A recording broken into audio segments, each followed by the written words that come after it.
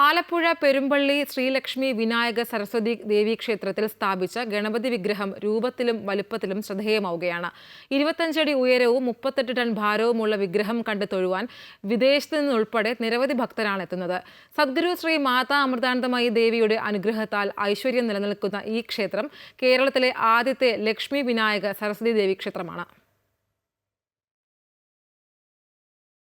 കേരളത്തിലെ ആദ്യത്തെ ലക്ഷ്മി വിനായക സരസ്വതി ദേവി ക്ഷേത്രമായ പെരുമ്പള്ളി ക്ഷേത്രത്തിൽ 25 അടി ഉയരമുള്ള സിമെന്റിൽ തീർത്ത ഗണേശ വിഗ്രഹമാണ് ഇപ്പോൾ ഏറെ വ്യത്യസ്തമാകുന്നത്. 21 മാസമെടുത്തായിരുന്നു ഇതിന്റെ നിർമ്മാണം. ക്ഷേത്ര ഗോപുരത്തിന് മുകളിൽ സ്ഥാപിക്കാനായിരുന്നു ആദ്യം തീരുമാനിച്ചിരുന്നത്.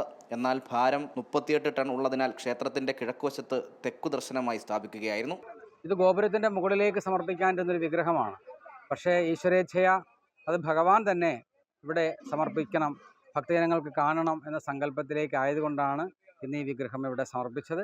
ഇത് സാം മാത്യു മൂവാറ്റുപുഴയാണ് ഈ വിഗ്രഹം ഭക്തജനങ്ങൾക്കായിട്ട് സമർപ്പിച്ചത്. ഈ ഗണേശ വിഗ്രഹം കാണുവാൻ വലിയ തിരക്കാണ് ഇപ്പോൾ ക്ഷേത്രത്തിൽ ഉണ്ടാകുന്നത്. ദൂരദേശത്തു നിന്നും ഭക്തർ എത്തിക്കൊണ്ടിരിക്കുന്നു. കായംകുളത്തു നിന്നും വലിയഴിക്കൽ തീരദേശ യാത്രയിൽ പെരുമ്പള്ളിയിലാണ് ക്ഷേത്രം സ്ഥിതി ചെയ്യുന്നത്.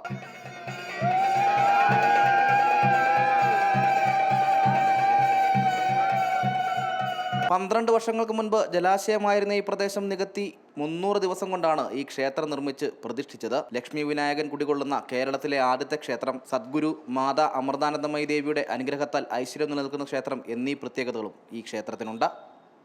അമൃത ന്യൂസ്, ആലപ്പുഴ.